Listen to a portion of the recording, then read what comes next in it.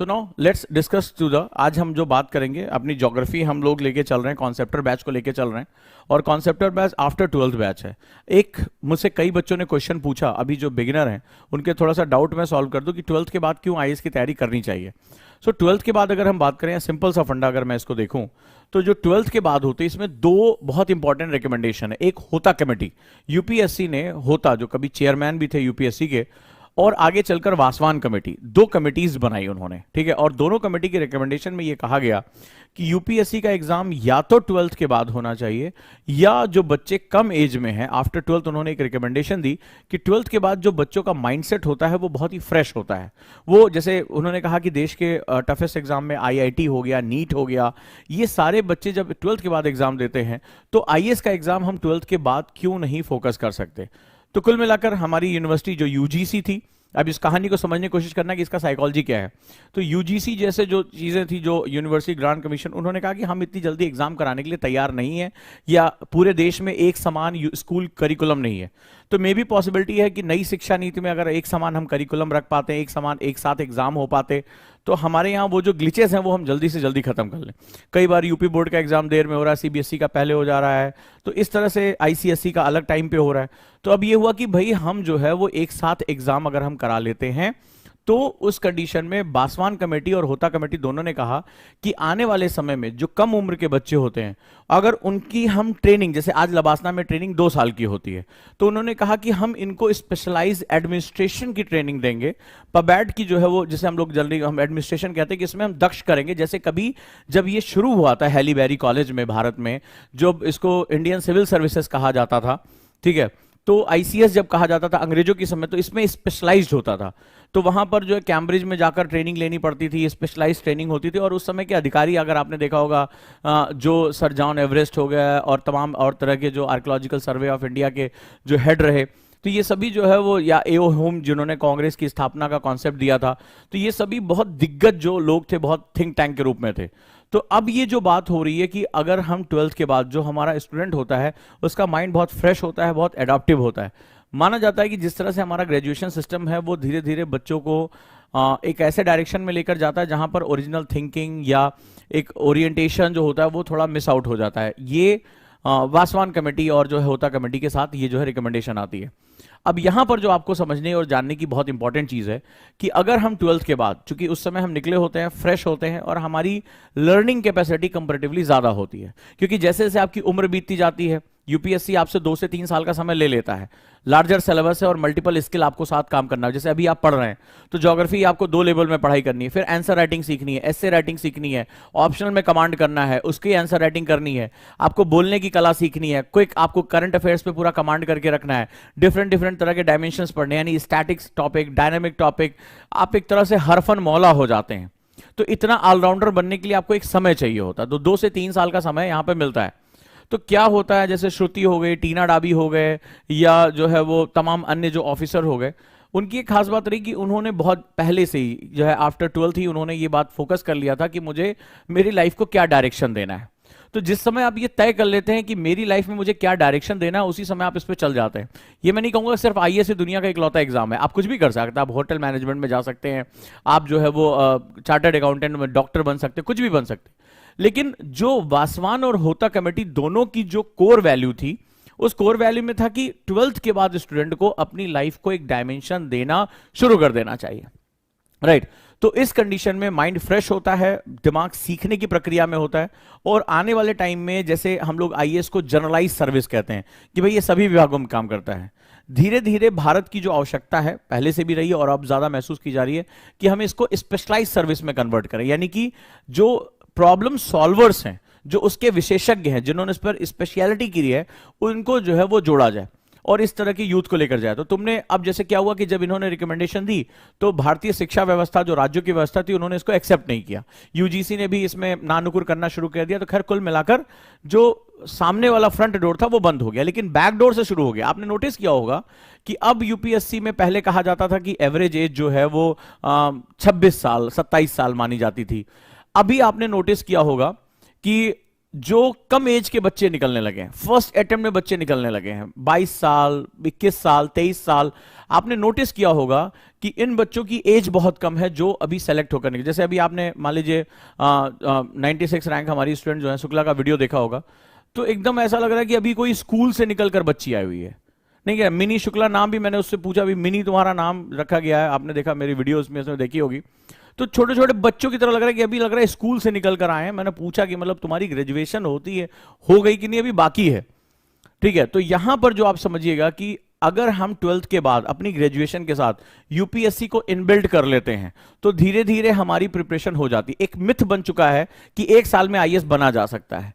तो मैं ऐसे बहुत करीबी लोगों को जानता हूं, बहुत तैयारी करने वाले बच्चों को देखा है, अगर वो एक साल तुम्हें दिखाई पड़ रहा है तो उनके पेरेंट्स या उनको कुछ लकली ऐसे फैक्टर्स मिले हैं कि उन्होंने 12वीं क्लास के बाद पढ़ना शुरू कर दिया था, उन्होंने बेसिक अपने करंट अफेयर्स फंडामेंटल बनाने शुरू कर दिए थे, ग्रेजुएशन में आकर उन्होंने अपने आप को ब्रशअप किया, अपने आप को निखारा, और फाइनल ईयर में जो है उन्होंने अपने आप को जो है एग्जाम को क्रैक कर दिया। तो इसका सीधा सा मतलब है कि आपको 12th के बाद गंभीरता के साथ इस विषय पर तैयारी शुरू कर देनी चाहिए। दूसरा, एक और चीज निकल कर आ रही है, इतना अनसर्टेन हो गया है एग्जाम, मतलब प्री इतनी गुगली। अब इस बार हिस्ट्री के क्वेश्चन देखिए कहां गुगली मार रहा है, किस तरह के क्वेश्चन। करंट अफेयर्स में अगर इसने बहुत डेप्थ में नहीं पढ़ा करंट अफेयर्स तो ऐसी तैसी उसकी हो जाएगी। तो अभी क्या, मान लीजिए इस बार आपने प्री दिया, मेंस आपने क्वालिफाई कर लिया, इंटरव्यू में आप छट गए, अगली बार संभावना है, मैं ऐसे 2500 बच्चों को जानता हूं जिनका अगली बार प्री नहीं निकला। तो इतना अनसर्टेन एग्जाम है कि ये आपसे कई बार टाइम मांग लेता है। अब अगर आप मान लीजिए ग्रेजुएशन के बाद आप अंगड़ाई लेते हैं, 2-3 साल आप तैयारी करते हैं, उसमें भी आप अटेम्प्ट देने जाते हैं साल 2 साल बाद, वहां अटेम्प्ट आप देते हैं और आपका अटेम्प्ट नहीं निकलता है, तो फिर वो क्या होता है, वो निगेटिव हो जाता है। पता चला 1-2 अटेम्प्ट के बाद ही आप प्रेशराइज हो जाए, हाथ पैर कांपने लगते हैं, इधर घर वाले पूछने लगेंगे भाई आगे वाला बाल झड़ रहा है, ठीक है, तो अब शादी वादी कर लो। लड़की से बोला जाता है देखो अब तुम्हारा झुर्री आ रहा है, बाल पकने लगा है, डाई लगाने लगी हो, अब तुम जो है 2-3 साल हो गया तुम्हें तैयारी करते हुए, अब आ जाओ। अभी मेरे है एक स्टूडेंट ने मुझसे कहा कि अब बेचारी तैयारी कर रही थी 2-3 साल से, तो थोड़ा सा मैंने उससे कहा कि थोड़ा सा नए तरीके से तैयारी करो, लेकिन कई बार बच्चे रिजिड होते हैं। तो अब जॉब मांग रही कि सर पिताजी बोल रहे हैं कि घर वापस आ जाओ, शादी वादी करनी है, तो अब हमें कोई जॉब दे दीजिए, हम यहाँ काम करना चाहते हैं। तो ये क्या होता है, अब आप मान लीजिए मैंने उससे कहा बेटा अगर तुम 8 घंटे जॉब करोगे तो पढ़ाई के लिए टाइम कब से निकालोगे, ये प्रॉब्लम आपको आएगी आएगी, ये बात आप मानिए चाहे ना मानिए। तो ऐसी कंडीशन में अगर आप अर्ली स्टेज में अपनी प्रिपरेशन शुरू कर देते हैं तो आप विनर हो जाते हैं। क्लियर है, यहां किसी को कोई दिक्कत तो नहीं। ये भी स्टूडेंट है जो मुझसे क्वेश्चन पूछ रहे थे कि सर 12th के बाद कैसे प्रिपरेशन करना है, क्या है बेस्ट है उनको, कॉन्सेप्टर बैच या वो अपने साथ भी अगर जाएं तो स्टेप बाय स्टेप तैयारी शुरू करें। आज दुनिया बहुत कॉम्पिटेटिव हो गई, बात सही है, और आप कभी अगर मौका मिले बासवान कमेटी की रिकमेंडेशन पढ़ने को, होता कमेटी की रिकमेंडेशन पढ़ने को अगर आपको मिलता है तो आप उनका ओरिएंटेशन पढ़ेंगे, आपको पता चलेगा कि अंदर ही अंदर काम शुरू हो चुका है, मतलब कम एज में बच्चों को अंदर बुलाने का काम हो गया। इसलिए आप देखेंगे कि जैसे लास्ट टाइम आपने फैजान को देखा, फैजान का सिलेक्शन हुआ, मिनी, ये सब छोटे छोटे बच्चों की तरह लग रहे होंगे। अगर आप इनकी वीडियो देखें बोले यार ये तो छोटी बच्ची सी लग रही है, अगर बाहर कहीं मिल जाए तो पता भी नहीं चलेगा किसने 12th कर भी लिया है। और ऐसे बच्चों का सिलेक्शन हो रहा है, उसके पीछे रीजन है कि उन्हें कम उम्र में जो है वो बच्चे चाहिए। उसका रीजन ये है कि आगे चलकर आपका सर्विस स्पैन बढ़ जाता है। जैसे मान लीजिए आप 30 साल की एज में आप आईएएस बने, तो अब आपका सर्विस स्पैन केवल कितना रहेगा, वो सर्विस स्पैन आपका केवल जो है 30 साल रहेगा। अगर आप मान लीजिए 22 साल की एज में रहे तो आपके पास 38 ईयर्स रहेगा। ये जो एज जब आप ज्वाइंट सेक्रेटरी लेवल पे पहुंचते हैं, इसके बाद का जो दौर होता है आप स्पेशलाइज हो जाते हैं, आप गवर्नमेंट के साथ काम करना शुरू कर देते हैं, और वहां पर आप सरकार के लिए एक तरह से बहुत बड़ी एसेट हो जाते हैं। आप बहुत बड़े बड़े उत्तरदायित्व संभालते हैं, आप पीएमओ में काम करते हैं, प्राइम मिनिस्टर ऑफिस में, आप वहां पर जो है वो सारी चीजें करते हैं। तो इसके माध्यम से आप एक नेशन के एसेट के रूप में डेवलप हो जाते हैं। तो ये एक बहुत ही इंपॉर्टेंट जो है वो सेगमेंट है, बहुत ही इंपॉर्टेंट जो है महत्वपूर्ण जो है वो इनपुट है।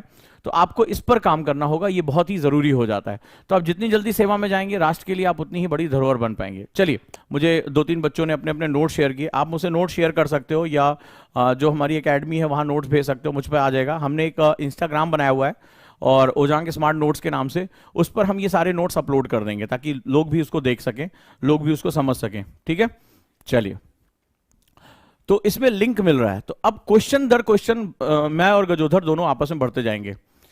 तो महाविस्फोट सिद्धांत में पहली चीज चली कि ब्रह्मांड फैल रहा है, लेकिन इस पर मेंस का क्वेश्चन आया हुआ है, लेकिन अभी इसको मैं जो है डिस्क्राइब करूंगा कि ब्रह्मांड फैल रहा है इसका क्या तात्पर्य है। क्लियर? तो हमें यह समझ में आया कि पहला हुआ कि भाई जो आज की डेट में एक्सेप्टेड थ्योरी है वो बिग बैंग थ्योरी है, जो हमारी महाविस्फोट सिद्धांत के साथ है। तो हमने कल बात किया कि महाविस्फोट सिद्धांत तो होता क्या है। गजोदर ने पूछा सर ये आखिर है क्या, तो हमने कहा कि एक परिकल्पना करो। तो कल आप लोगों ने एक छोटी सी चीज मेरे साथ सीखी, what is the difference between thesis and hypothesis. कल मैंने आपसे एक छोटी सी चीज बताई, आपको लगा होगा कि ये कौन सी बड़ी बात है। आपने हाइपोथेसिस शब्द जो है वो पहले भी सुना होगा, लेकिन ये जो छोटे छोटे शब्द होते हैं यही कॉन्सेप्ट बिल्डअप करते हैं। ठीक है, कल कई लोगों ने कहा इमेजिनेशन हाइपोथेसिस है, किसी ने कहा कि अंदाजा लगाना हाइपोथेसिस है, एजम्पशन करना हाइपोथेसिस है। कल मैंने आपको बताया कि वो जो मैथमेटिकली तो प्रूवन हो सकता है, यानी ऑन पेपर आप प्रूव कर ले रहे हैं, लेकिन रियलिटी में प्रयोगशाला में उसको प्रूव नहीं कर पा रहे हैं। इसीलिए हमने बहुत पहले E = mc² निकाल दिया था, हमने स्पीड ऑफ लाइट निकाल ली, लेकिन आज तक हम किसी भी ऑब्जेक्ट को स्पीड ऑफ लाइट से फेंक नहीं पाए, हम उसको प्रैक्टिकली फेंक नहीं पाए, मैथमेटिकली प्रूवन है। E = mc² हमारा बहुत पहले से प्रूवन है। तो वो जो चीज है कि हम उसको एक्चुअली में प्रूव नहीं कर पा रहे हैं, वो हाइपोथेसिस के अंतर्गत आ जाता है। तो हम ब्रह्मांड को समझने के लिए हाइपोथेसिस शब्द का इस्तेमाल कर रहे हैं। ध्यान से, इसको बहुत ध्यान से समझना है। तो ब्रह्मांड क्या था, स्टेज 1 हमने बताया कि शुरुआत कहां से हुई, बिगिनिंग कहां से हुई। तो माना कि जो पूरा ब्रह्मांड था वो एक टाइनी बॉल में था। अब हमने इसको 2 फेज में डिवाइड कर दिया। इससे पहले की स्थिति हमारी समझ में नहीं आ रही है, ठीक है, क्योंकि ये बहुत ही अजीबोगरीब है, हम इसके बारे में ज्यादा जानते नहीं है, राइट। अब जैसे किसी ने लिखा जो रियल में ना हो वो परिकल्पना है, ठीक है। अरे ऐसा नहीं है, तुम्हारा ब्रह्मांड क्या आभासी है? क्या तुम आभासी हो? क्या तुम जो स्पेस XYZ घूम रहे हो वो आभासी? इसी तरह के जवाब जब इंटरव्यू बोर्ड में देते हैं तो ऐसे लेते हैं और सोचते हैं अच्छा बेटा रुको तुम अभी ये निपटाते हैं, ठीक है, तुम्हारी हम जो है सिलेक्शन की परिकल्पना ही बदल देते हैं, ठीक है, तुम्हारा जो तुमने सपना देखा उसको आभासी कर देते हैं। तो ऐसा ही होता है कि हमें लगता है कि हमने बहुत गंभीर बात कह दी है, हमने जो है वो बहुत अजीबोगरीब बात करी। तो परिकल्पना की जगह हम कल्पना शब्द इस्तेमाल क्यों नहीं करते, ठीक है। जो आपने कहा कि जो वास्तविक ना हो, तो आप सोच समझ के बोलिए। यूपीएससी में शब्द तोले जाते हैं, याद रखिएगा। इंटरव्यू में हमें लगता है वो सामान्य क्वेश्चन पूछ रहे हैं, लेकिन जो आपके जवाब देने का तरीका, जो आपका शब्द विन्यास है, जो आपका वाक्य विन्यास है, उस पर ही आपके नंबर तय होते हैं, याद रखिएगा। तो आगे चलते हैं। तो एक सिंगुलर एटम, आज हम कल्पना कर पाते हैं कि सिंगुलर एटम क्या होता होगा, लेकिन हो सकता है कि आने वाले 10-15 सालों के अंदर विज्ञान इसको प्रूव कर दे, राइट। तो क्या कहता है कि इनफाइनाइट स्मॉल वॉल्यूम, बहुत छोटा। तो कल मैंने आपको स्पेस मैटर के बारे में बात की थी। इनफाइनाइट टेम्परेचर, बहुत अधिक गर्म, कितना हमें अंदाजा नहीं है। इनफाइनाइट डेंसिटी, बहुत छोटा। जब कल मैंने आपको दिखाया था, जब किसी चीज को आप दबाते हैं तो वो क्या होता है, उसका घनत्व बढ़ जाता है। अचानक क्या हुआ, ब्राम, ठीक है। तो ये वो स्थिति थी, नो टाइम नो स्पेस। तो कल मैंने आपको अखबार के माध्यम से बताया था कि भाई ये मान लीजिए अगर ये पेपर ही है, मान लो फॉर एग्जांपल ये पेपर है, तो ये क्या है, ये एक स्पेस है। देखो ये एक्स एक्सिस, वाई एक्सिस, इसकी जो मोटाई है z हो गया। तो ये क्या हुआ, ये आपका ये स्पेस ले रहा है, ठीक है, दिस इज स्पेस। और अगर हम मान के चलें कि एक इसके परिप्रेक्ष्य में अगर आइंस्टीन की बात करेंगे तो एक जो है थ्योरी ऑफ रिलेटिविटी से एक टाइम भी एक इसका जो है सेगमेंट है, यानी टाइम भी एक आयाम है, 4 आयाम है हमारे पास। तो अब क्या हुआ, जब ये इतना सिकुड़ता चला गया, इनफाइनाइट स्मॉल टाइनी बॉल में कन्वर्ट होता चला गया, तो स्पेस और टाइम क्या हुआ, गायब हो गया। क्लियर हुआ, स्पेस और टाइम गायब हो गया, खत्म हो गया। तो यानी इस समय ना तो समय था और ना ही किसी चीज का कोई स्थान था, कोई स्पेस ही नहीं था यहां पे। तो ये हमारी कल्पनाओं के बाहर की चीज लग रही है, बट मजबूरी है कि तुम्हें इस हाइपोथेसिस के साथ अभी जाना पड़ेगा। फिर क्या हुआ, एक जबरदस्त विस्फोट हुआ। तो जैसे मैंने कल तुम्हें वो कॉक का एग्जाम दिया था कि भाई इसको मारो तो क्या होता है, फट से फूटता है। तो सडनली क्या हुआ, बहुत भयानक एक्सप्लोजन हुआ और एक क्वांटम फ्लक्चुएशन हुआ। अब क्वांटम शब्द जो है बड़ा महत्वपूर्ण है। तुमने कभी सोचा कि हम इन चीजों के बारे में जवाब क्यों नहीं दे पा रहे? जैसे आप कोई चीज पूछ रहे हैं कि सर ऐसा हुआ तो ऐसा क्यों हुआ, ठीक है, उसका कारण मैं तुम्हें छोटा सा बता देता हूं। जानना चाहोगे कि आखिर हम इसको प्रूव क्यों नहीं कर पा रहे हैं, आखिर हम किसी चीज का सही जवाब क्यों नहीं दे पा रहे हैं? कितने लोग इस चीज को जानना चाहेंगे?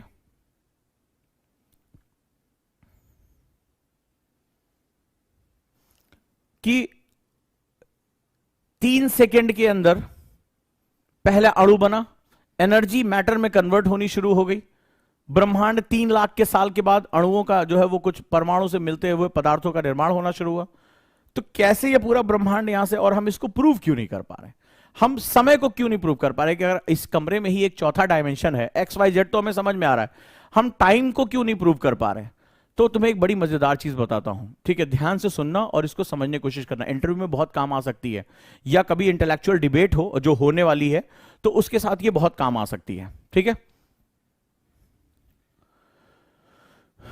अब आगे हम बात करते हैं। तो जिस मैथमेटिक्स को तुम जानते हो या जिस विज्ञान को तुम जानते हो उसको न्यूटोनियन फिजिक्स कहते हैं। न्यूटन के नियम पे आपको पता है कि न्यूटन का बहुत प्रभाव है ग्रेविटेशनल फोर्सेस का, कि दो पिंड जो हैं वो एक दूसरे की तरफ आकर्षित होंगे अपने मास के, यानी अपने द्रव्यमान के जो समानुपाती होंगे, गुणन के, यानी कि वो जो है रेशनल होंगे, जो है प्रोपोर्शनेट होंगे, और उनके बीच की दूरी के वर्ग के व्युत्क्रमानुपाती होंगे। ये तो हमने पढ़ा होगा।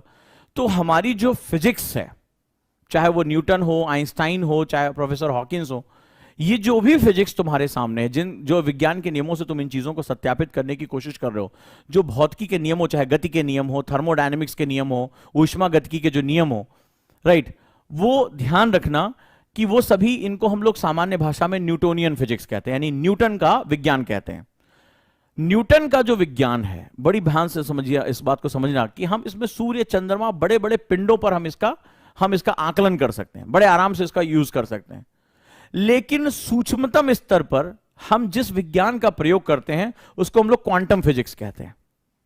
ठीक है, कभी मौका मिले क्वांटम फिजिक्स क्या होती है उसको आप पढ़ने की। जो क्वांटम स्टेज है, जो क्वांटा है, उसके आधार पर जो भौतिक है वो क्वांटम, जहां पर बहुत सूक्ष्म, ये जैसे तुम्हारे लाइट पार्टिकल्स हो गए, इलेक्ट्रोमैग्नेटिज्म के साथ पार्टिकल्स हो गए, या कोई वेव हो गई, ग्रेविटेशनल वेव हो गई, तो ये बेसिकली क्वांटम फिजिक्स से निकली हुई है। अब दिक्कत ये है कि तुम्हारे पास जो भी तुम ये बताना चाहते हो अपने ब्रह्मांड के बारे में, यूनिवर्स के बारे में, बड़े बड़े जो ये स्टार्स हैं, बड़ी गैलेक्सीज हैं, ये ह्यूज बॉडीज हैं, बहुत बड़ी बड़ी सेलेस्टियल बॉडीज हैं, बहुत बड़े बड़े खगोलीय पिंड हैं ये। अब इनके ऊपर लगता है न्यूटोनियन फिजिक्स।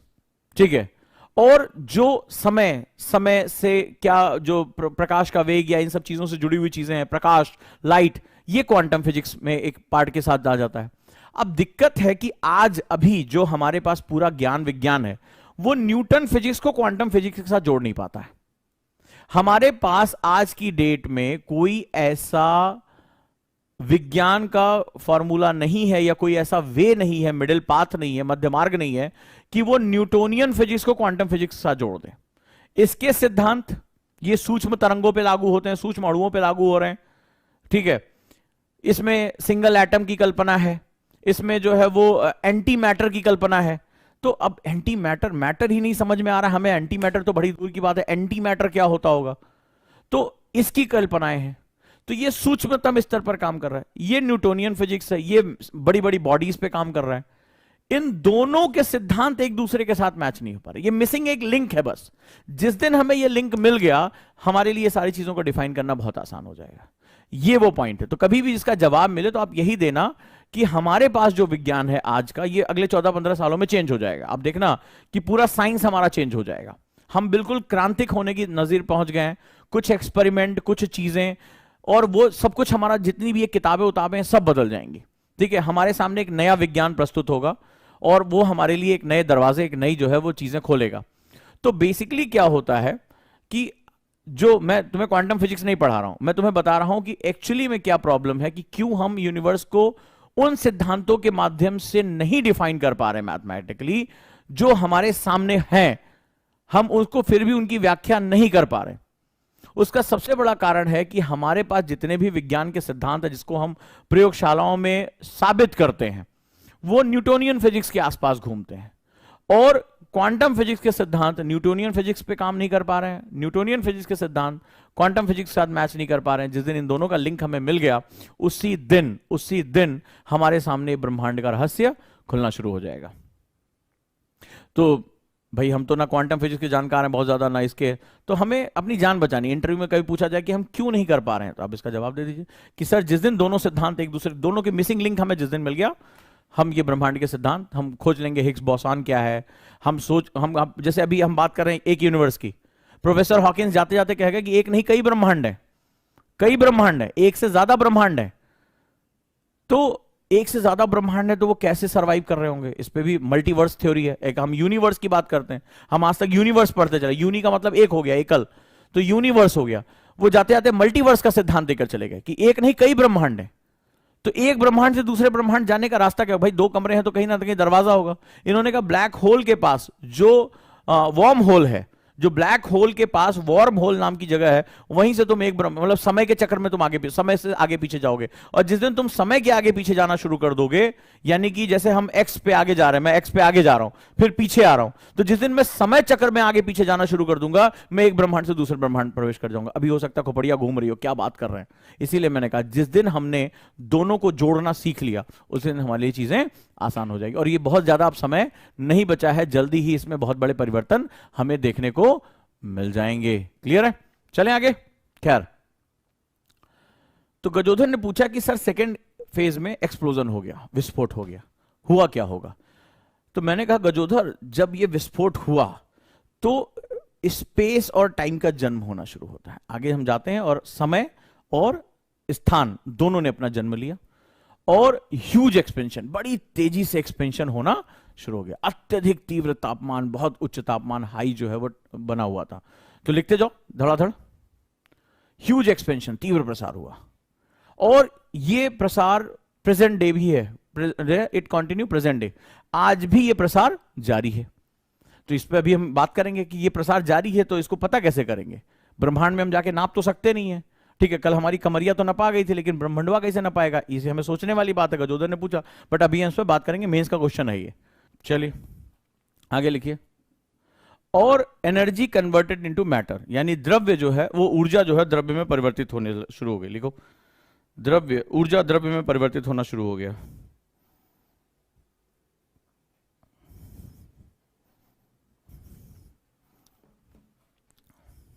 क्लियर? आगे लिखो।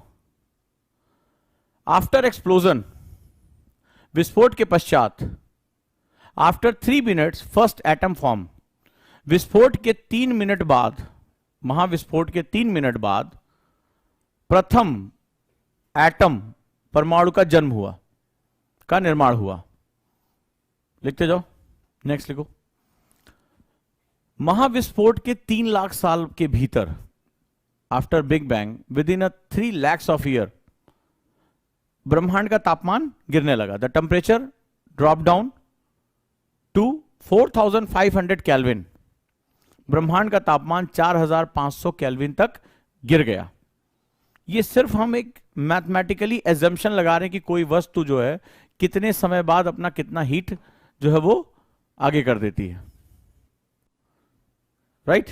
चलिए आगे लिखिए। लिखो, जब ये पदार्थ 4500, जब हमारे ब्रह्मांड का तापमान 4500 केल्विन तक गिर गया, परमाणु पदार्थ का निर्माण हुआ, एटॉमिक मैटर फॉर्म्ड। राइट? और जैसे जैसे परमाणु बने, अणु बने, पदार्थ का निर्माण हुआ, वैसे वैसे ब्रह्मांड में नई नई चीजों का जन्म होता चला गया। क्लियर है? चलो, तो एक्सपेंशन की बात करें। लिखो, एक्सपेंशन।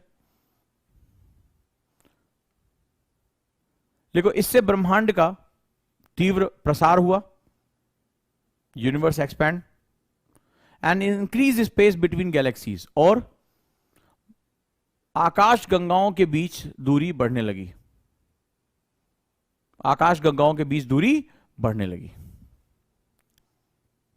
चलो,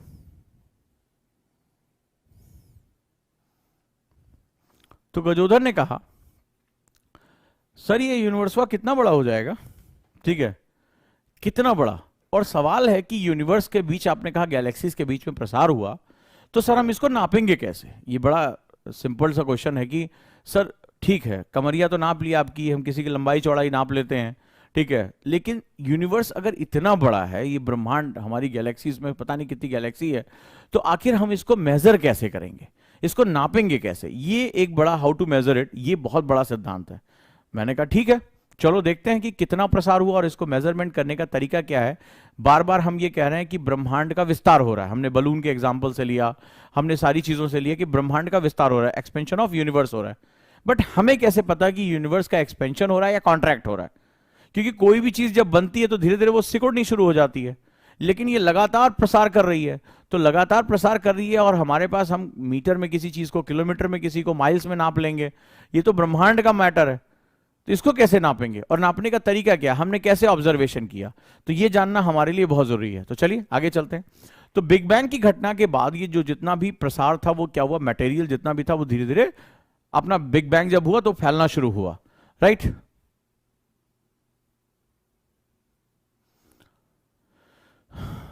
किसी ने पूछा है कि ये एक्सपेंशन अभी भी हो रहा है। हाँ, ये अभी भी चालू है। इस ब्रह्मांड में बहुत सी चीजें लगातार बन और सिकुड़ रही हैं, तो ये एक्सपेंशन अभी भी चालू है। हालांकि किसी भी चीज को लेकर हम श्योर नहीं है। एक और थ्योरी आई है, एक लॉयल की थ्योरी है, स्टीडी यूनिवर्स की। अब ब्रह्मांड नहीं फैल रहा है, लेकिन आज जो सबसे ज्यादा एक्सेप्टेड थ्योरी है कि ब्रह्मांड फैल रहा है, उसके पीछे क्या लॉजिक है ये मैं आपको बताता हूं। ये जानना आपके लिए जरूरी है। तो अब यहां पर हम बात करेंगे कि ब्रह्मांड जब बिग बैंग हुआ, लिखते जाओ इसको, बनाते जाओ। जब बिग बैंग हुआ तो ब्रह्मांड ने फैलाव लेना शुरू कर दिया। किसी ने लिखा है कि in the form of light years is measure ना। लाइट ईयर में कैसे मेजर कर पाओगे? तुम्हें पता है कि प्रकाश एक वर्ष में, जैसे किसी ने अभी यहां ज्ञान दिया कि लाइट ईयर्स में हम इसको मेजर कर लेंगे, ठीक है। तो लाइट ईयर में जरा मैं एक छोटा सा एग्जांपल देता हूं। इन्होंने कहा कि लाइट ईयर में मेजर कर लेंगे। एक वर्ष में जो प्रकाश जितनी डिस्टेंस तय करता है उसको हम लोग लाइट ईयर कहते हैं, प्रकाश वर्ष कहते हैं। यानी एक साल में जितनी लाइट ने ट्रेवल की, और लाइट तो बहुत तेज चलती है। अब अंदाजा लगाओ कि सिर्फ हमारी जो गैलेक्सी है, बच्चे ध्यान से सुनो मेरी बात को, जो हमारी गैलेक्सी है उसके डायमीटर टू डायमीटर क्रॉस होने में, उसके डायमीटर, खाली हमारी गैलेक्सी जो कि बहुत सामान्य गैलेक्सी है, आकाशगंगा जो हमारी है वो बड़ी सामान्य सी गैलेक्सी है, अगर मैं इसके डायमीटर टू डायमीटर क्रॉस करूं मुझे 10,000 लाइट ईयर्स लगेंगे। 10,000 लाइट ईयर्स। अच्छा, मेरी आयु कितनी है? 60 साल, 70 साल, 80 साल। मनुष्य आराम से, बस इससे ज्यादा नहीं जी पाता है। इसका सीधा सा मतलब है कि if I am going from the diagonal to diagonal, सिर्फ मेरी गैलेक्सी से उस प्रकाश को निकलने में 10,000 लाइट ईयर्स लगेंगे, राइट। अब जरा देखते हैं कि क्या चीज है। और अब है रेड शिफ्ट, जैसा कि मैंने बताया। तो इस घटना को हम लोग रेड शिफ्ट कहते हैं। जैसे हमारे ये नारायण बहुत जागरूक स्टूडेंट हैं, इन्होंने तुरंत बताया कि हाँ, ये मेंस और प्री दोनों में ये क्वेश्चन आया हुआ है, ठीक है। तो हम जरा समझते हैं कि आखिर ब्रह्मांड को मेजर करने के लिए तकनीक क्या है, ठीक है। इसको हम लोग डॉपलर इफेक्ट भी कहते हैं। दिस इज नोन एज, जो रेड शिफ्ट होता है वो डॉपलर प्रभाव से भी निकल कर आता है। तो आप लोगों ने कई बार जो अल्ट्रासाउंड कराया होगा तो आपने इस तरह की इमेजेस देखी होंगी, ठीक है। तो बेसिकली डॉपलर फेनोमेनन जो होता है वो हम समझते हैं कि क्या होता है। तो ये मेंस का क्वेश्चन है, यहाँ मैंने लिख दिया यूपीएससी मेंस में, रेड शिफ्ट की घटना यानी रक्त विस्थापन का जो सिद्धांत है उसके बारे में हम लोग बात कर लेते हैं। चलिए हेडिंग लिखिए, रक्त विस्थापन। कि हम ब्रह्मांड को, गजोधर ने पूछा कि ब्रह्मांड प्रसारित हो रहा है, इसके बारे में आप बताइए। तो चलिए भाई बात कर लेते हैं।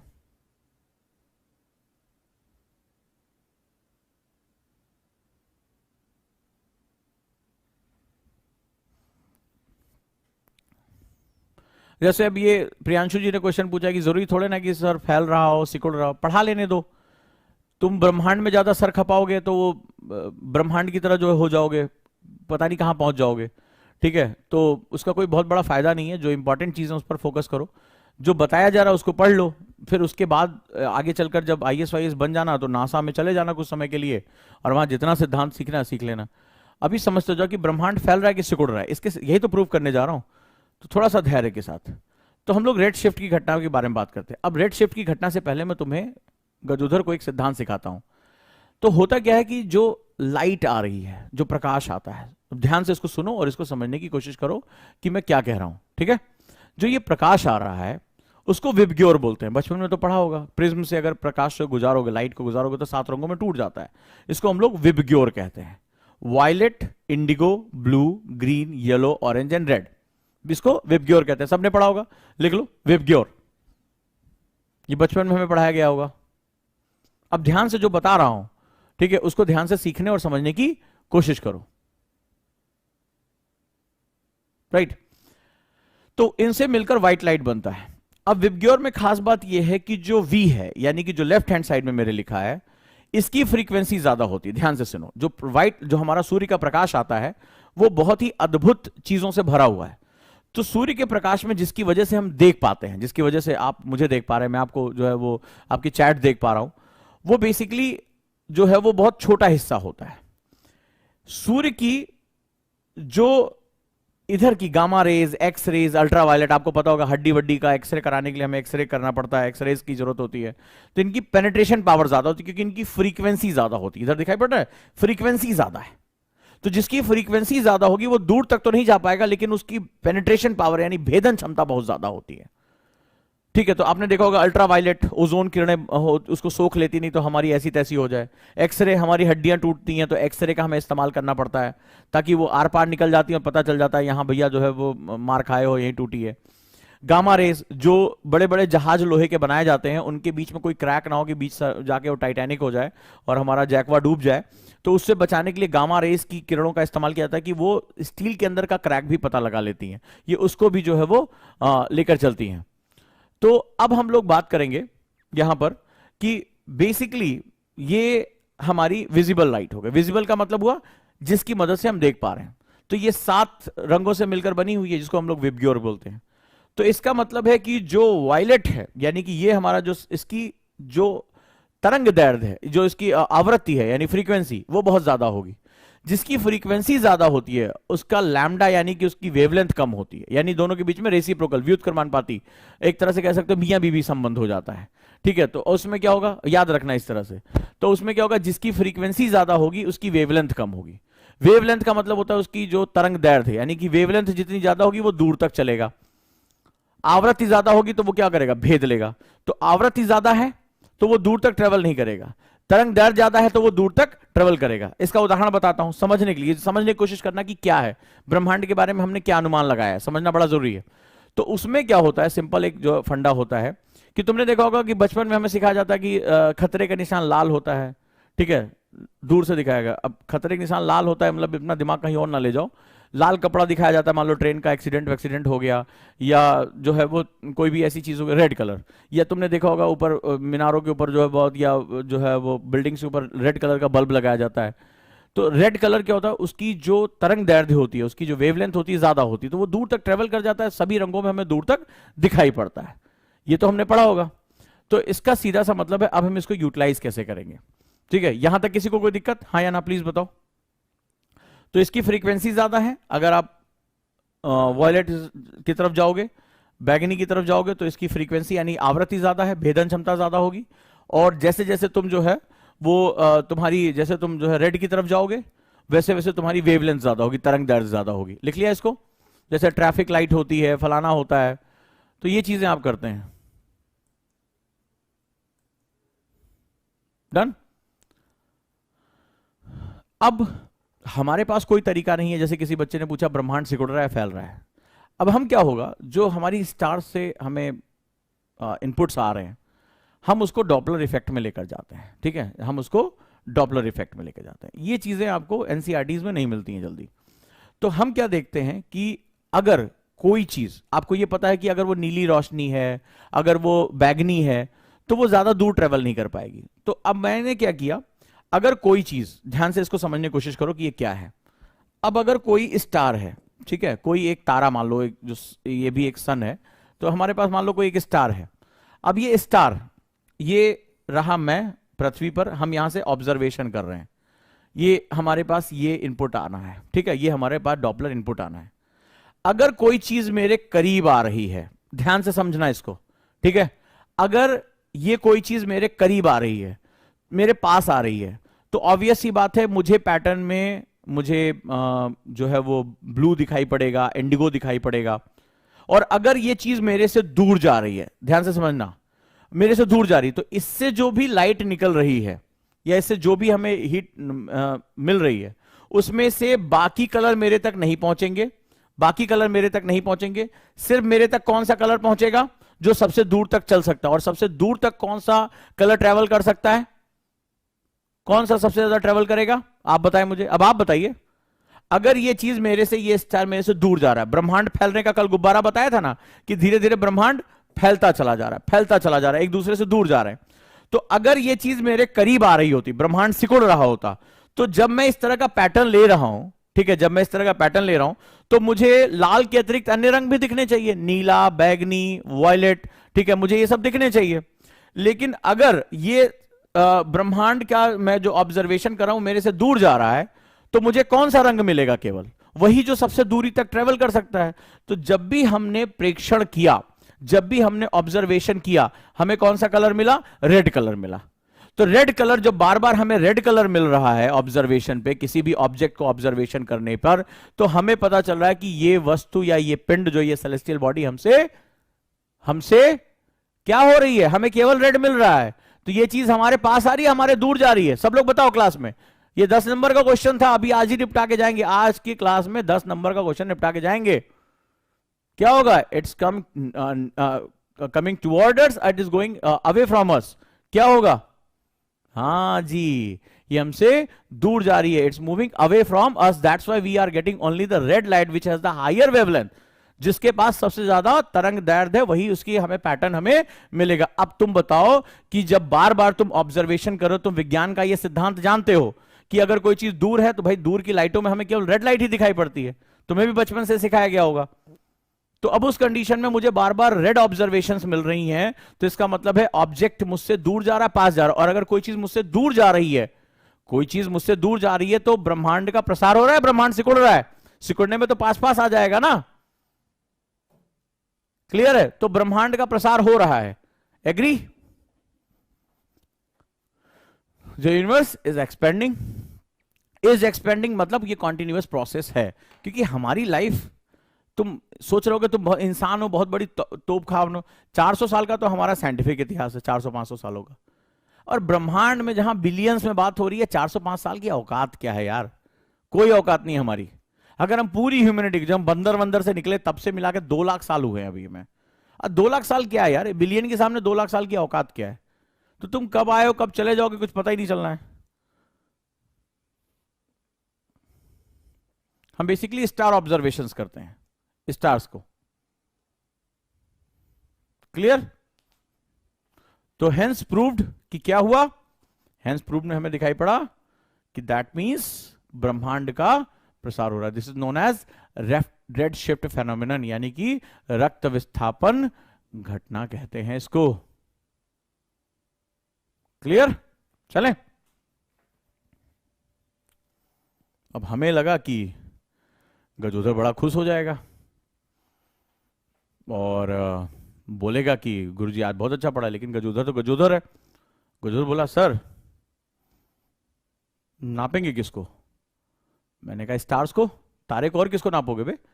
तारा मतलब होता है कि जहां से वो हीट जनरेट कर रहा है। तारे के पास अपनी खुद की ऊर्जा होती है, स्वयं की एनर्जी होती है, हम उसको मेजर करेंगे। तो बोला, गुरुजी ये बताओ, ये तारा क्या होता है? एक तो इसके दिमाग में 50 क्वेश्चन हमेशा भरे रहते हैं, जीने नहीं देता। तो बोला, सर ये हम जिसको मेजर कर रहे हैं वो तारे का जन्म कैसे होता है? ठीक है, मतलब इसकी मम्मी कहाँ है, कौन सा वुम्ब, किस गर्भ में जन्म लेता है? हमने कहा अच्छा बेटा ये बात है। तो हेडिंग डालो, गजोदर की अगली जो स्टोरी शुरू हो रही है वो तारे के जन्म से बात करेंगे।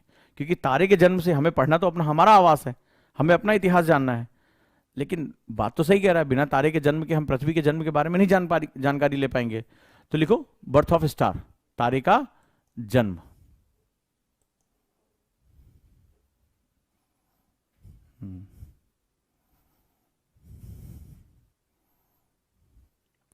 तो तारे के जन्म की जो घटनाएं हैं उसकी देखो व्याख्या हम न्यूटोनियन फिजिक्स से ही कर पाते हैं। ठीक है, हमारे पास वही हथियार है। तो हमने देखा कि तारे का जन्म जो है वो एक बड़ी अद्भुत सी घटना। आपको याद होगा कि मैंने जब कल क्लास शुरू की थी तो आपको नेबुलर थ्योरी के बारे में बताया था। अच्छा, नेबुलर थ्योरी, अच्छा इधर बच्चे ने दे दी, हिमांशु, शाबाश बेटा। ठीक है,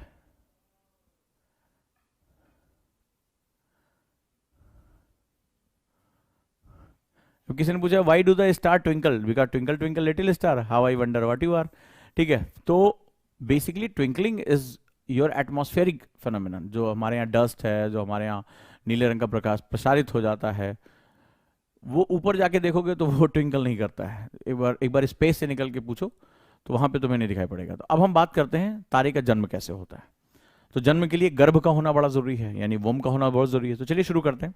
तो बेसिकली तारे के जन्म की जो पहली घटना शुरू होती है स्टेज 1, तो मैं स्टेज बाय स्टेज आपको तारे के जन्म के बारे में बताता चलता हूं। तो कुछ कुछ ऐसी घटना लाप्लास ने अपनी नेबुलर थ्योरी में बताई थी। आगे चलकर ऑटो शिम ने इसको जो है वो रिवाइज किया था और इसको और स्ट्रक्चर रूप दिया था 1950s में। तो वहां पर भी उन्होंने इसके बारे में बात किया था, कल तो मैंने आपको ये पढ़ा दिया था। तो तारे के जन्म की जो पहली घटना होती है स्टेज वन में क्या होता है, तारे के जन्म में सबसे पहले वो जैसे नहीं एक एम्बॉटिक फ्लूइड होता है, तो यानी कि माँ के गर्भ में जो है वो एक एम्बॉटिक फ्लूइड तैयार होता है।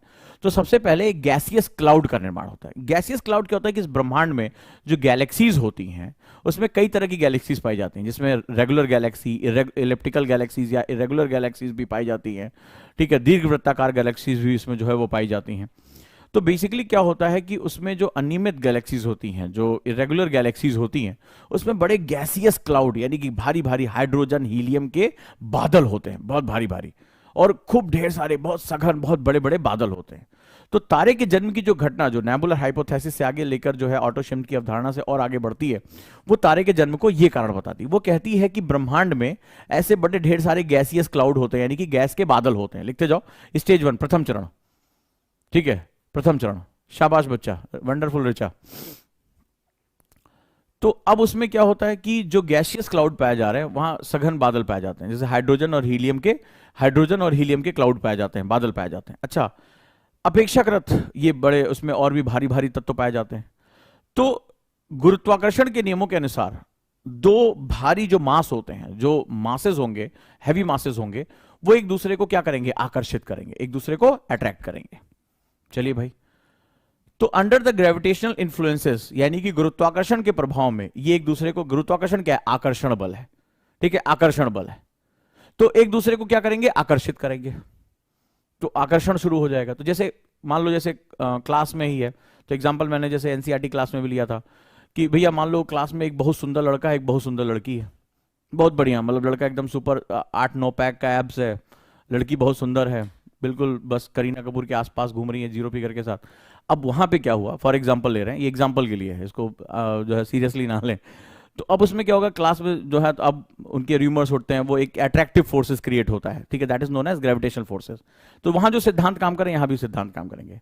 तो क्या होगा, there is some kind of नोक झोंक शुरू हो रही है, बातचीत शुरू हो रही है, there is kind of beginning of love story. आपने तमाम तरह की पिक्चरें देखी होंगी। तो यहां पर क्या हो रहा है, इसी तरह से there is a heavy cloud. तो क्या होता है, वो क्लास के बड़े फ्लैम्बॉयंट्स हैं, मतलब जैसे कहते हैं कि बड़ी सुंदर लड़का है, बड़ी सुंदर लड़की है, इस तरह का जो है वो बनता है। तो दे आर हैवियर वन, मतलब पढ़ने में तेज है, बात करने में तेज हैं, डांस वांस भी अच्छा कर लेते हैं। तो there is a lot of chances to be attract toward each other. तो इसको ग्रेविटेशनल फोर्सेस कहते हैं। अब एक ही क्लास में बातचीत हो ही रही है, तो under the influence of gravitation forces ये क्या होगा, वो क्लाउड एक दूसरे के पास आना शुरू होंगे।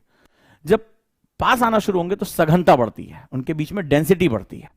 ठीक है, फिर क्या होगा, मान लो जैसे पहले प्यार का पहला गम, झगड़ा वगड़ा हो गया किसी बात पे, so there is a lot of friction. भाई जब कोई किसी को जानता ही नहीं तो क्या किसी से झगड़ा करेगा, तो आपस में नोक झोंक हुई, तो बाबू सोना खाना खाया नहीं खाया वाला। अभी इस एग्जाम्पल को समझने की कोशिश करना, तब ये क्लाउड तुम्हें समझ में आएंगे। ठीक है, तो क्या होता है कि they attract toward each other, तो वहां पे कुछ क्लैशेस भी होते हैं, मन मुटाव भी होता है, झगड़ा होता है, मनाना जो है वो ये सब काम शुरू हो जाता है। तो इन दैट केस जो फर्स्ट स्टेज था, वो स्टेज यही होता है कि वो there is under the influence of the gravitation forces, वो जो है वो एक दूसरे के पास आना शुरू होते हैं और सघनता बढ़ती जाती है। मॉलिक्यूल्स जब आपस में टकराते हैं, अब मान लो टकराने का मतलब हुआ कि मान लो उस लड़की को कोई और क्लास का एक गुंडा लड़का भी पसंद कर रहा है, तो अब टकराहट तो बढ़ेगी ना, हॉकी डंडा तो चलेगा, जैसे पास पास आएंगे, कि जब तक लड़की ना डिक्लेयर कर दे नहीं यही हमारे जो है वो बाबू सोना है, तब तक तो वो क्या होगा, मारपीट होती रहती है, क्लास में अक्सर ऐसा हो जाता है। तो अब यहां पर जरा ध्यान से इसको समझो कि होता क्या है। फिर क्या होता है, when they collide to each other, एक दूसरे के पास आते हैं तो सघनता वहां बढ़ जाती है। तो स्टेज 2 आ जाता है। स्टेज 2 में क्या होता है, rotation start due to the collision. तो आपस में टक्कर वक्कर भी होती है। तो क्या होता है, आपने देखा होगा कई पिक्चरों में, पहले हीरो हीरोइन आपस में एक दूसरे से लड़ते हैं, फिर धीरे धीरे उनमें प्यार हो जाता है। प्यार हो जाने के बाद वो क्या करते हैं, जब आप उसमें लड़ाई वड़ाई कर प्यार हो जाता है तो वो एक पेड़ के किनारे गाना वाना गाना शुरू कर देते हैं। Same thing happen here. ठीक है, तो यहां पर भी क्या होता है, पहले they attract toward each other. तो मान लो लड़ाई झगड़ा हुआ, नोक झोंक हुई, जैसे आपने वो पिक्चर देखी होगी आमिर खान जूही चावला की इश्क करके मूवी थी, तो तमाम मूवी सेम यहाँ कहानी भी वैसे चल रही है। तो उस कंडीशन में क्या होगा, दे स्टार्ट, पहले वो अट्रैक्टिव हुए, फिर उसमें लड़ाई झगड़ा हुआ, दंगा फसाद अपना जो भी हो रहा है, फिर जो है वो क्या होगा, जैसे वो पेड़ के किनारे गाना गाना शुरू कर देते हैं, दे स्टेप रोटेटिंग, तो प्यार और बढ़ जाता है कि अब जो है जन्म जन्म का साथ है हमारा तुम्हारा, इस टाइप का गाना वाना जो है वहां शुरू हो जाता है। Same thing happen here. तो यहां पर क्या होगा, दे स्टार्ट रोटेटिंग, यानी कि जब कोलिजन के बाद जब कोलिजन होता है यानी टक्कर होती है तो इसमें घूर्णन शुरू हो जाता है। So there are 2 type of forces यहां पर जनरेट हो जाते हैं। पहला क्या होता है पहला इसमें due to the linear attraction, यानी कि एक दूसरे की तरफ रेखीय रूप से आ रहे हैं, और दूसरी तरफ रोटेटरी फोर्सेस हो जाती हैं, ठीक है, यानी कि वो घूर्णन शक्तियां पैदा हो जाती है, तो इनका प्यार क्या हो जाता है, बहुत बढ़ जाता है। अब वो दुनिया से कि मैं जो है दुनिया से लड़ जाऊंगा, दुनिया से भिड़ जाऊंगा, हीरो कस्में खा लेता है, हीरोइन कहती है मैं इसी से शादी करूंगा, उसका बाप कहता है ये लो खाली चेक भर लो, लेकिन लड़की कहती नहीं मैं तो इन्हीं को अपना पति मान चुकी हूं। तो सेम थिंग यानी कि वहां पे जो लव बॉन्ड्स है वो बहुत ज्यादा गहरे हो जाते हैं। तो सेम चीज यहां पर होगा, जब when they have the rotatory forces and they have the linear forces, यानी कि रेखीय बल और घूर्णन बल दोनों एक साथ संयुक्त हो जाता है, तो वहां पर उनके प्रति जो है वो अब ग्रेविटेशन पुल बहुत ज्यादा बढ़ जाता है। ठीक है, आगे स्टेज 3 आ जाती है। स्टेज 3 में क्या होता है कि अब टेम्परेचर बहुत ज्यादा बढ़ जाता है। ठीक है, there is a none of temperature. जैसे लास्ट में क्या होता है, गुंडा भी आ जाता है। अब गुंडा हीरोइन का अगवा कर लेता है, ठीक है, वो लड़की के जो है वो या लड़के की माँ को जो है अगवा कर लेगा या उसको चाकू मार देता है, पिक्चरों में देखा होगा। तो अब उस कंडीशन में क्या होता है, टेम्परेचर बहुत बढ़ गया, मतलब वो गुस्सा गुस्सी हो गई, लड़की का बाप तैयार नहीं है शादी करने के लिए, और तमाम तरह के जो है ताम झाम हो रहे हैं, एकदम गुस्सा, मार फिट, गुंडे उंडे भेज दिए। तो कुल मिलाकर in that case when there is a lot of collision, जब वहां कोलिजन बहुत बढ़ जाएगा तो वहां पर टेम्परेचर यानी कि तापमान बहुत बढ़ जाएगा, and it reach to the nearly 1.5 crore degree Celsius, ये 1.5 करोड़ डिग्री सेल्सियस से ऊपर चला जाएगा। इस दौरान क्या होगा, फ्यूजन, जब बहुत ज्यादा गुस्सा गुस्सी बढ़ जाती है, मार कुटाई हो जाती है, अंत में हीरो जो है सबको मार वार देता है, उसकी बहन बहन को गोली वोली लग जाती है, दोस्त को गोली वोली लग जाती है, एक आदमी में टपक जाता है, देन दे स्टार्ट फ्यूजन। फिर आगे क्या होता है, शादी ब्याह हो जाती है, then hydrogen convert into the helium. ठीक है, तो वहां पर क्या होगा, तो हाइड्रोजन हीलियम में कन्वर्ट होना शुरू हो जाता है और नाभिक का संलयन हो जाता है। ठीक है, नाभिक का संलयन हो जाता है, जो न्यूक्लियर है फ्यूजन कर जाता है। फ्यूज का मतलब इतना अधिक टेम्परेचर हो जाता है कि वो दोनों मिल जाता है, एनॉर्मस अमाउंट ऑफ एनर्जी निकलती है। ठीक है, एनॉर्मस अमाउंट ऑफ एनर्जी वहां से निकलती है, and the formation of core of star, यानी कि तारे के कोर का जन्म हो जाता है। जो तारे का जन्म, उसका कोर जो होता है, जहां पर सारी नाभिकीय प्रक्रिया जन्म लेती है, तारे की कई परतें होती हैं, उसका कोर जो होता है, जो लगभग 1.5 करोड़ डिग्री सेल्सियस से ऊपर का सेगमेंट होता है, उसका जन्म हो जाता है। That is the birth of star, इसको हम लोग बोलते हैं। फिर आगे और सी प्रक्रियाएं होती रहती हैं, और यहां पर क्या होता है, इनॉर्मस सोर्स ऑफ एनर्जी। तो तारे के पास अपनी स्वयं की ऊर्जा होती है, और जब कोई भी चीज गर्म होती है, याद रखिए, जब उसके पास खुद की अपनी ऊष्मा है, हीट है, तो जब वो गर्म होती है तो हमें क्या होती है, वो हमें ताप के रूप में दिखाई पड़ती है। ठीक है, जैसे कोई लाल रंग का लोहा देखोगे जो गर्म होगा, तो हमें उसमें से, हमें दूर से वो चमकता हुआ दिखाई पड़ता है। क्लियर? तो स्टेज 3 के बाद स्टेज 4 आता है। फिर जैसे शादी वादी हो गए, बच्चे बच्चे हो गए, तो स्टेज 4 में जब सूर्य जो है बहुत बड़ा मास है, 99.8% हमारे सोलर सिस्टम का मास द्रव्यमान इसके पास है, तो इसमें से कुछ चीजें छिटक कर अलग हो जाती हैं। ठीक है, जैसे हम दो हमारे दो का सिस्टम हो गया, तो अब यहां पर हम दो हमारे 9, इसमें ये सिस्टम बन जाएगा। तो अब यहां पर क्या होगा, that is lot of matter separated, लेकिन वो सभी अपने माता पिता से जुड़े होंगे, यानी जो उनकी एंगुलर मोमेंटम होगा, जो उनका कोणीय संवेग होगा, वो इसके साथ जुड़ा रहेगा। ठीक है, तो अब यहां पे क्या हुआ, मैटर सेपरेट फ्रॉम द सन, तो सूर्य से जो पदार्थ छिटक कर जाएगा, वो छिटक के तो जाएगा, लेकिन वो उसी कोणीय संवेग से, जिस कोणीय संवेग से, क्योंकि सबसे बड़ा कौन है, वो हमारा सन है, तो हमारे पेरेंट्स हमारे लिए सबसे बड़े होते हैं, तो वो ग्रेविटेशनल अट्रैक्शन होता है, माँ बाप से कितनी भी दूर चले जाएं उनके साथ हमेशा जुड़े रहते हैं। तो वहां पर भी क्या होगा, एक जो है वो ग्रेविटेशन पुल होगा, और वो दूर भी जाना चाहते हैं तो उनका एक ऑर्बिट तैयार हो जाएगा, जो सेम एंगुलर मोमेंटम, जो सूर्य का कोणीय संवेग है, वही उनका कोणीय संवेग होगा। धीरे धीरे वो अपनी भी ऑर्बिट पे घूमते रहेंगे, जैसे आप अपने माता पिता से अलग होकर कहीं और पढ़ने चले गए, नौकरी करने लगे, शादी कर ली, लेकिन आपका एक अपना इंडिविजुअल अस्तित्व हो गया, लेकिन आप उस परिवार के साथ जुड़े जहां से आपकी मूल तत्व आया। और अगला स्टेज इसी हिसाब से आएगा कि फॉर्मेशन ऑफ प्लैनेट्स, तो ये जब वो घूमना शुरू होंगे, बल्ज करेंगे, अपने जो है वो भूमध्य रेखा पर सबसे ज्यादा भार लेकर आएंगे, और धीरे धीरे वो आकार ग्रहण कर लेंगे, वो या तो पूर्व से पश्चिम की या पश्चिम से पूर्व की तरफ घूमेंगे, और धीरे धीरे उससे हमारा जो है एक ऑर्बिट तैयार होगा, हमारा सौर मंडल जो है तैयार होगा, इसको हम लोग प्लैनेटरी सिस्टम बोलते हैं। और इस तरह से हमारे ग्रह तैयार होंगे। जैसे याद करने का तरीका होगा, सूर्य से इनकी दूरी के क्रम में माई very educated mother shows us 9 planet. अब तो 8 हमारे ग्रह हैं टोटल। ठीक है, इसमें जो नवा है वो हमारा प्लूटो है, जो कि अब बौना ग्रह हो गया है, और अभी जो नई खबरें आई हैं उसके हिसाब से वापस उसको ग्रह की श्रेणी में लाने की कोशिश कर रहे हैं। खैर, इनका अपना रूठना मनाना चलता रहेगा, but my very educated mother just shows us 9 planet. My का मतलब हो गया Mercury, Venus, Earth, Mars, Jupiter, Saturn, Uranus, Neptune, and Pluto जो है वो हमारा बौने ग्रह के रूप में हो गया है। क्लियर है?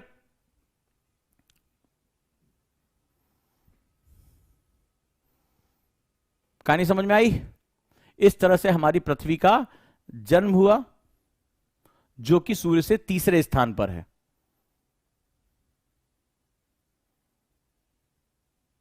तो ग्रहों के निर्माण की प्रक्रिया तुम भूलोगे नहीं इसके बाद।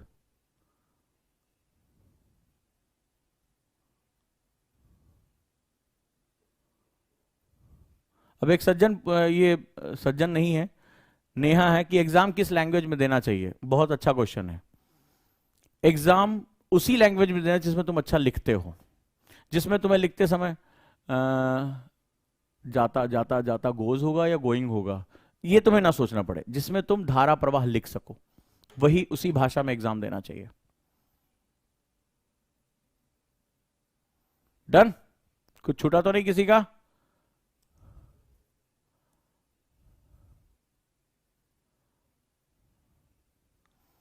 तो चौथा स्टेज है कि सूर्य से कुछ पदार्थ छिटकता है और सूर्य के समान कोणीय संवेग हासिल करता है। इसे ग्रहों की कक्षा कहते हैं। समान कोणीय संवेग हासिल करता है, इसे ग्रहों की कक्षा कहते हैं। स्टेज 4। स्टेज 5 है कि ग्रह अपनी धुरी पर घूमते हैं। Planet rotates on it own axis. कोई खड़े खड़े घूमता है, कोई 23.5 डिग्री पे झुक के घूमता है, कोई लेट के घूमता है। सबकी अपनी अपनी बातें हैं, ठीक है, जिसका जो मन में आए वैसे घूमता है। कोई उल्टा घूमता है वीनस की तरह, ठीक है, कोई धीमे घूमता है, कोई तेज घूमता है, कोई आलसी है, कोई सुस्त है, कोई बहुत तेजू लाल है। सबके अपने अपने कॉन्सेप्ट हैं। तो स्टेज 5 में कहता है फॉर्मेशन ऑफ प्लैनेट। तो ग्रहों का निर्माण हो जाता है, उनकी कक्षा यानी ऑर्बिट तैयार हो जाती है, जो कि एक बैलेंस को, और इसी तरह से हमारा प्लानिटरी सिस्टम यानी हमारा जो सौर मंडल है उसका निर्माण होता है।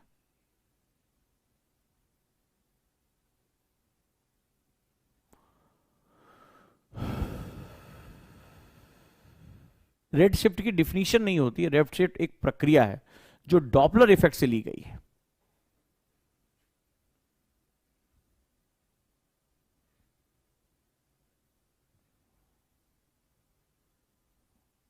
कैसे कैसे हमारे प्लैनेट्स हैं, लिख लो। माई वेरी एजुकेटेड मदर, मां से ज्यादा शिक्षित कुछ नहीं है। My very educated mother just shows us 9 planet. My M for Mercury Budh, V for Venus Shukra, E for earth, ये पृथ्वी से दूरी के क्रम में है। एम फॉर मार्स यानी मंगल,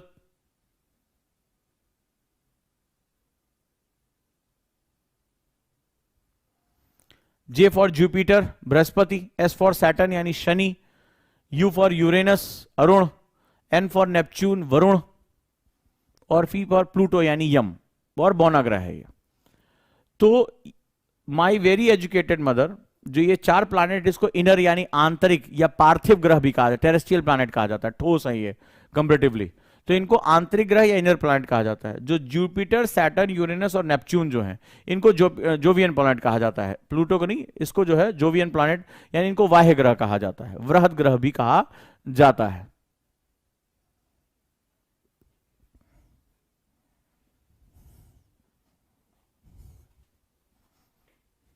डन? यहां तक हो गया?